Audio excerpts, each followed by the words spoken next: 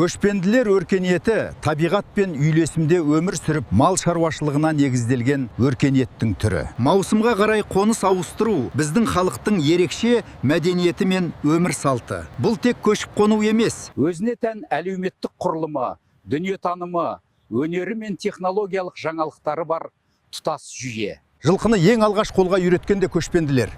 Олар елің жауынгер халық. Кең далады еркін меңгерген, табиғатпен үндес өмір сүрген ұлы жұрт. Көшпенділер адамзат өркениетіне көптеген маңызды жаңалықтар әкелді. Доңғалақты ойлап тауып, арбаны жасап шығарды. Ат үстінде еркін қозғалу үшін шалбарды енгізді. Бала күтімін жеңілдеру үшін бесікті ойлап тапты. Ал көшіп қонуға ыңғайлы киіз үй әлемдік сәулет өнеріндегі теңдесі жоқ туынды. Осының барлығы көшпенділердің жоғары деңгейдегі мәдениеті мен өмір сүру даналығының көрінісі.